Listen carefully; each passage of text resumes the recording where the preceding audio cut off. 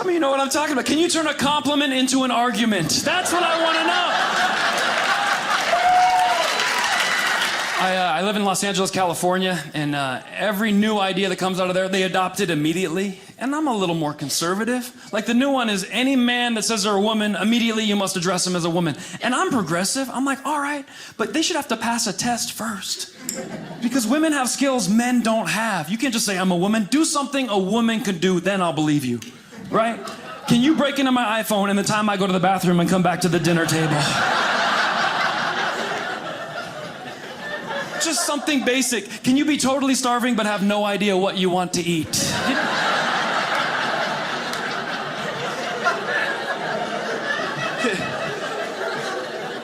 Some of you know what I'm talking about. Can you turn a compliment into an argument? That's what I want to know.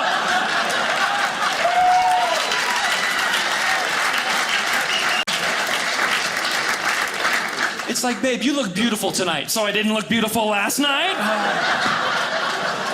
You're good. You are good. You look so photogenic, so I don't look beautiful in real life? Actually, I believe there's so many things women can do better than guys. Women can do things. Here's one example that I was at the mall with my nephew babysitting. I'm just walking through the mall, and a woman I didn't know pulled up a knee. She goes, "Is that your son?" I go, "No, it's my nephew." And she without any hesitation, she says, "He is adorable. What's your name?" "You are so cute. Marcus, when you turn 18, I'm coming back for you. You're a little heartbreaker. Save him for me. He's so cute." And she walked away. Went back to shopping. I challenge any man in this room.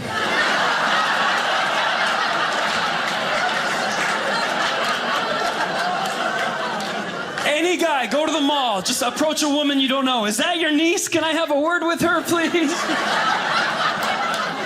"Wow, when you turn 18, I'm coming back for you. Save her for me." That's a good one. You don't get to walk out of the mall. They escort you out of the... I was just talking to kids. That's right, R. Kelly. Tell it to the judge. Tell it to the judge.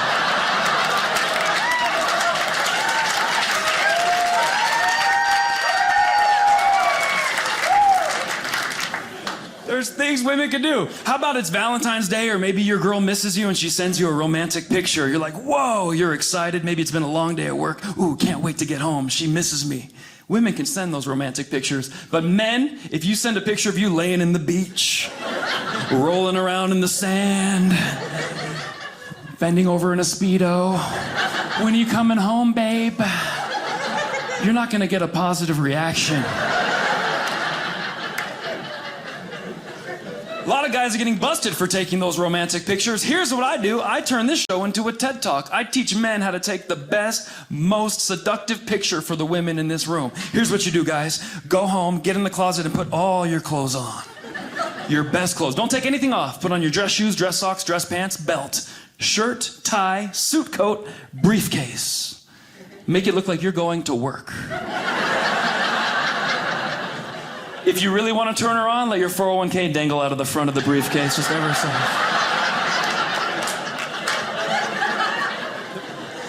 Just a little tip, just a little tip.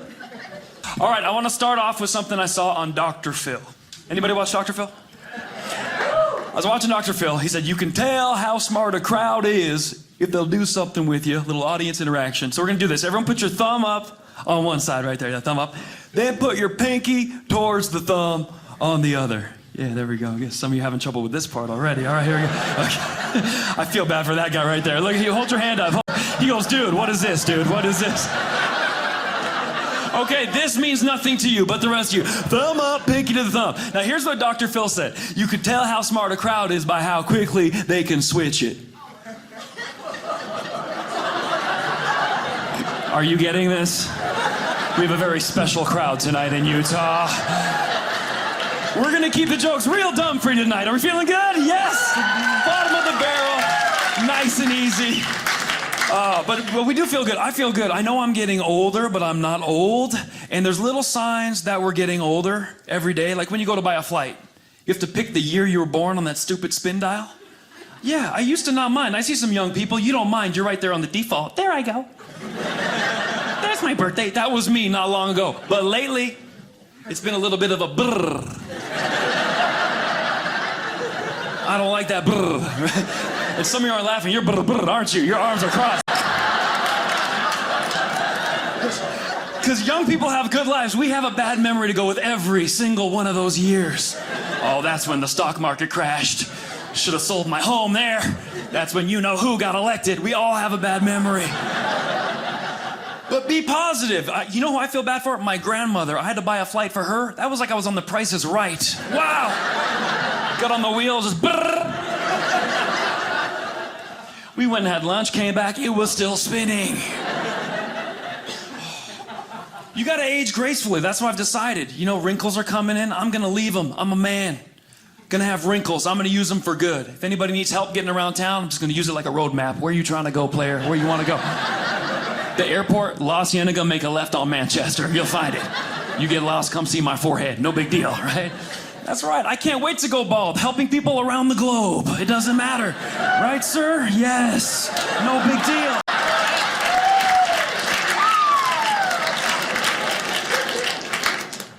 That's right. Because I did the most amazing show recently. I was on a yacht on Mother's Day for 150 mothers in Orange County, California. Newport Beach, on a yacht, going around the harbor, and it was beautiful, and the women were beautiful, and I was the only man on the cruise. Picture that, 150 Orange County moms and me. And it felt good, they laughed at my jokes, and I knew if the yacht were to sink, those women would float.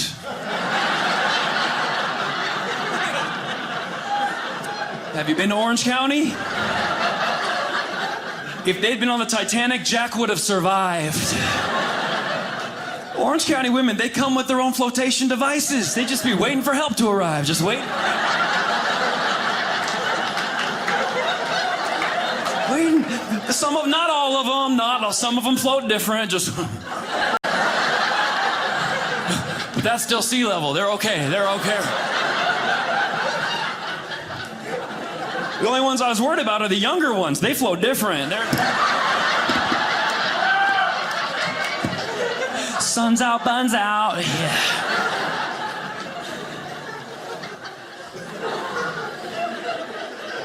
Those mothers were beautiful.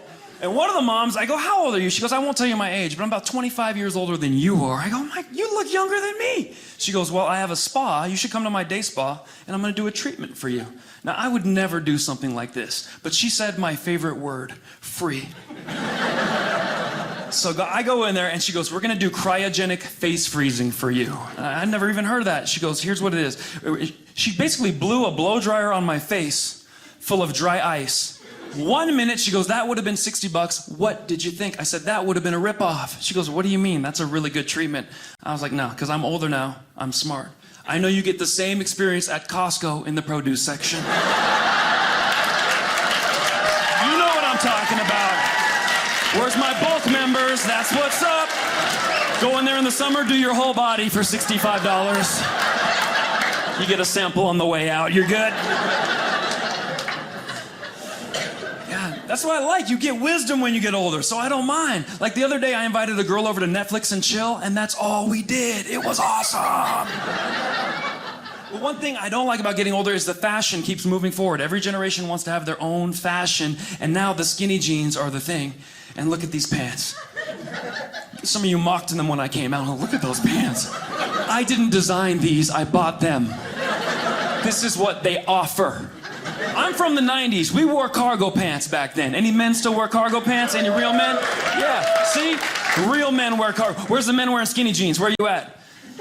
Yeah. And the rest wanted to clap, but they're too tight. It's like, I can't even... It's painful. Real men wear cargo pants. If you called a plumber and he showed up in skinny jeans, would you trust that man? It looks yucky to me, too.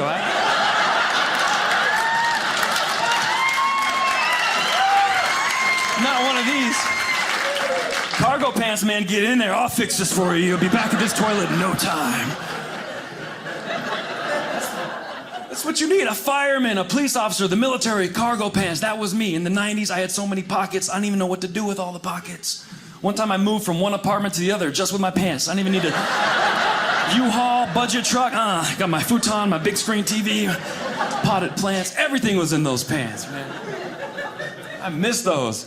And you gotta understand, like, I was like a young guy. I was like puka shell necklace wearing dude.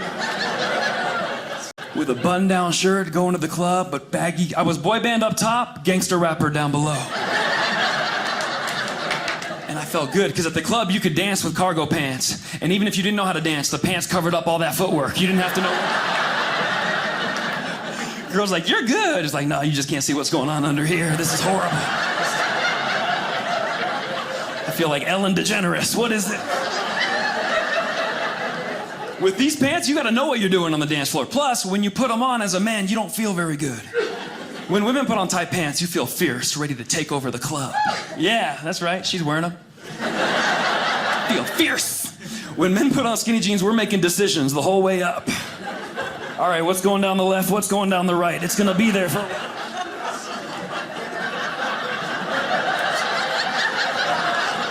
Took you guys a little while, I expected that.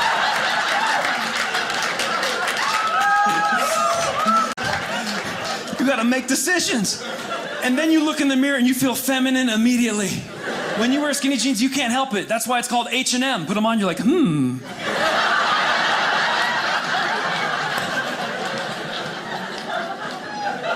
are the pants. You're saying, why are you wearing them? Because I perform for college kids, then comedy clubs, and cruise ships. So I do the whole thing. But we're the kids, you want to look like them. But I don't like these pants. When you go to the club, back in the day, you had your cargo pants. Listen up, children.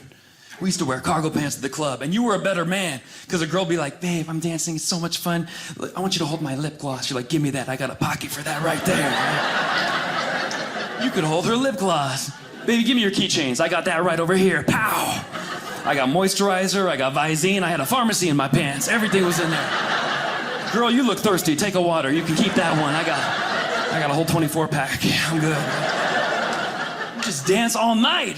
You were an extension of her purse. I think it's a conspiracy theory to take men's power away.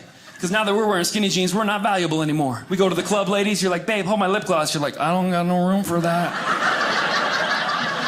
You want equal rights, this is what it looks like.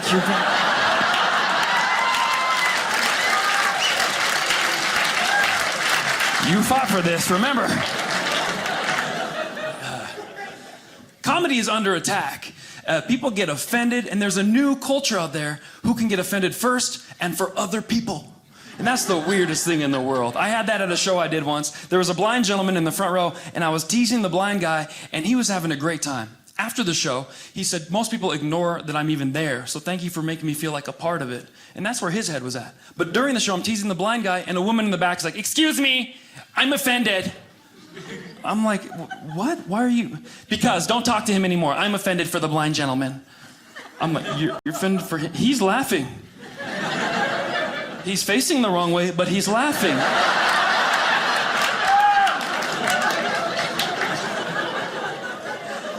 And to his credit, this is the best part. I go, do you know her? He goes, I've never seen her a day in my life.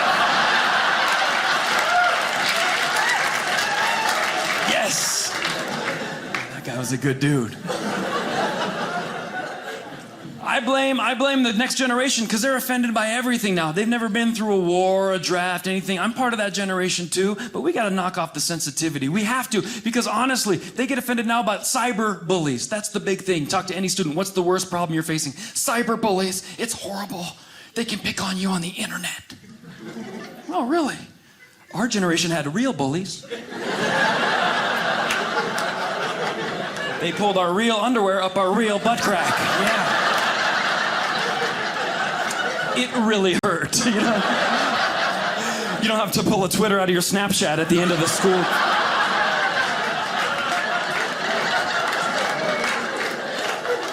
Cyber bullies. I got bullied a lot because I look like a guy who can fight, but I can't, so the bully would naturally pick on me. Ladies, don't be confused. These muscles will not defend you. These are for looks. These are designer muscles. That's what these are. Yeah. These are for Starbucks. They're not for Tai Chi, they're for chai tea. That's what you do with these.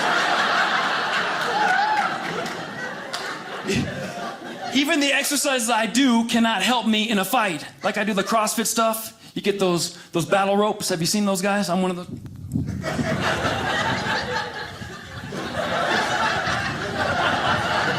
I'm good at that.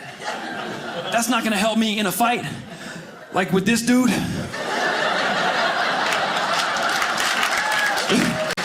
The biggest dude in the room, sat him in the front, ruined the view for 14 rows. Who sat this room? And just to mock you, he put his hair bigger. What are you gonna do about it?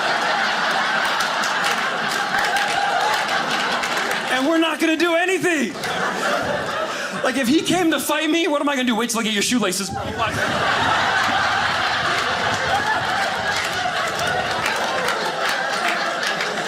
That ain't even gonna work because he's wearing sandals. Give me this thing right here. Give me the...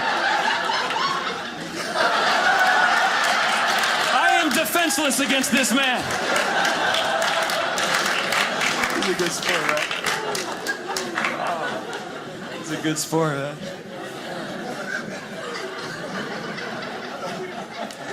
But at least I go to the gym. Dr. Phil also said, if you want to build the bond with someone you're dating, go to the gym together. It'll make your relationship stronger. I went to the gym with a girl I was dating. We broke up immediately after that. Everything I wanted to do, she was telling me no. It was crazy. I was like, let's do some pull-ups. Well, let's do something over here. Finally I go, all right, let's do 10 push-ups. We'll go home. She's like, I'm definitely not doing that. I go, 10 push-ups, why not? She goes, I don't want to get huge shoulders and chest muscles, thank you. I was like, it doesn't work like that. People work their whole life to look like that. She thinks she's gonna be like, 1, 2, 3, 4, hit. She can't even get to 10, 5, 6, yeah! Yeah! Look what you did to me! I told you it wasn't safe, now what? I'd be like, oh my goodness, you were right. I told you, now I have to join the bodybuilding competitions.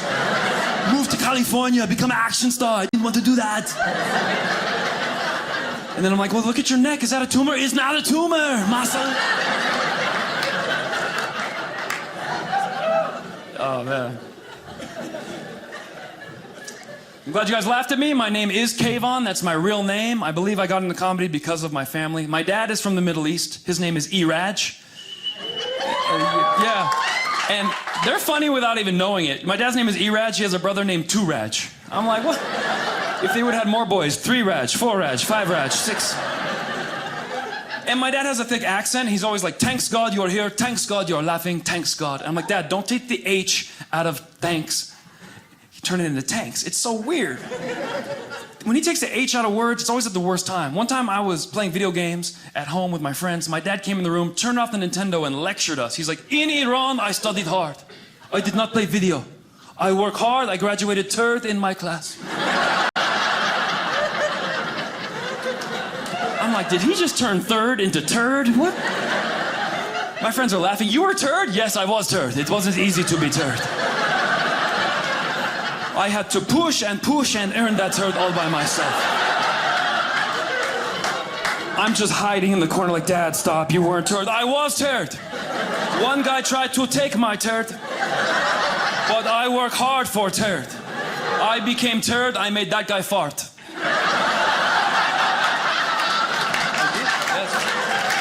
Yes.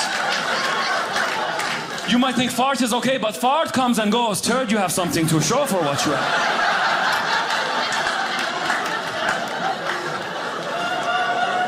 I'm like, Dad, I am in 3rd grade right now. Please stop the lecture. Please. The other day I laughed at something I probably shouldn't have. That's usually the best kind of laugh because you didn't mean to do it. I was on the treadmill jogging and there was a Mexican guy next to me on the treadmill going to leave the gym, threw his backpack on, 3 oranges fell out. I thought it was hilarious. My friend said, why are you laughing? I go, Mexican guy had oranges in his backpack. He said, that's racist.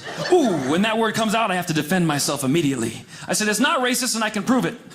I would have laughed no matter what came out of anybody's backpack. He goes, what are you talking about? I go, if he'd been Hawaiian and 3 pineapples flew out, that would have been funny too. That's right. He could have been Irish. That would have been even better. 3 potatoes came out. That would be... I'd just be dodging them all like that. Ah! Little river dance, right? And that became a metaphor for life. I think we all have our own backpack and we could just laugh about what's in it, right? We got Italian people here tonight. What would come out of our Italian friend's backpack? Meatball, spaghetti, handgun, forget about it, whatever, you know? We got Asian people. What comes out of our Asian friend's backpack? You guys are good at this. Rice, sushi. I was thinking homework and calculators. Okay, guys? I'm going a little too far. Right? And you can just play this all along. I'm Persian. People yell, kebab, pagers, gold chains, a rug. It doesn't matter. It's just funny. And it's not racist because the funniest one I thought of is not even a person of color. The funniest one I thought of is a Russian dude. We all know what would come out of a Russian dude's backpack. Not vodka. Smaller Russian guy with even smaller backpack would fly up. He throws backpack even smaller Russian guy all the way down to little baby Russian with a little baby backpack. So as a group, we're laughing, we're having fun, we're not racist. Thank you for laughing, everybody.